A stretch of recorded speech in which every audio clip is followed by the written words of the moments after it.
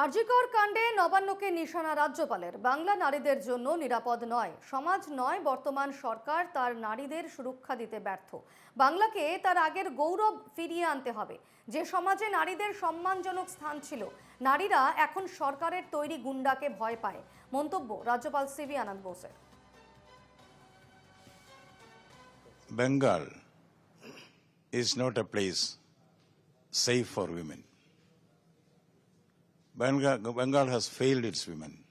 They are scared. They are scared of gundas. This has been created by a government which is insensitive to this issue. See, my communication with the Home Minister and the Union Ministers, I do not want to discuss the details in public. I'll do my duty. Regarding Ajikar, whatever steps are to be taken will be taken. We have the observation of the High Court about absolute failure of the state machinery.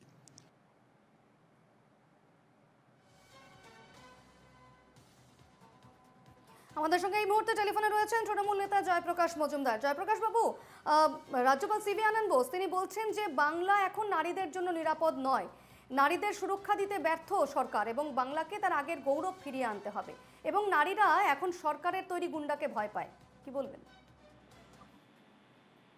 এই সরকার বিরোধী যে মন্তব্য করেছেন অনভিপ্রেত, রাজ্যপাল পদের উপযুক্ত নয়। এবং এই ভদ্রলোক সিভি আনন্দ বোস বিজেপির পাঠানো রাজ্যপাল, তিনি শুধু রাজ্যপাল পদের অবমাননা করছেন তাই নয়, তিনি সর্বতোভাবে একটা পরিস্থিতিকে আরো ঘোলা করে, আরো জটিল করে সেই ঘোলা জলে মাছ ধরার চেষ্টা করছেন। এজেন্ট হিসেবে কাজ করছেন বিজেপির। এটা বন্ধ হওয়া প্রয়োজন। সব থেকে বড় কথা, এনসিআরবি রিপোর্টে দেখা যাচ্ছে পশ্চিমবঙ্গ অন্য সব রাজ্যের থেকে ভালো আছে। হাতরাসের কাণ্ড যখন হয়েছিল তখন কি সেখানে সরকার ছিল না? সেখানে তো ডবল ইঞ্জিন সরকার। উনি জানেন না সিভি আনন্দ বোস? মণিপুরের কাণ্ড, তখন কি সরকার ছিল না? তার মানে সেই সব সরকারগুলোর বিরুদ্ধে তৎকালীন রাজ্যপাল তারা এরকম মন্তব্য করেছে এই রাজ্যপালের মতন?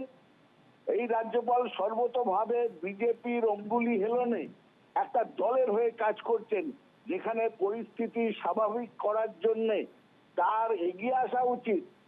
তিনি তার বদলে পরিস্থিতিকে আরো জটিল করা, ঘোরালো, মানুষের মনে অবিশ্বাস, অস্থিরতা তৈরির চেষ্টা করছেন।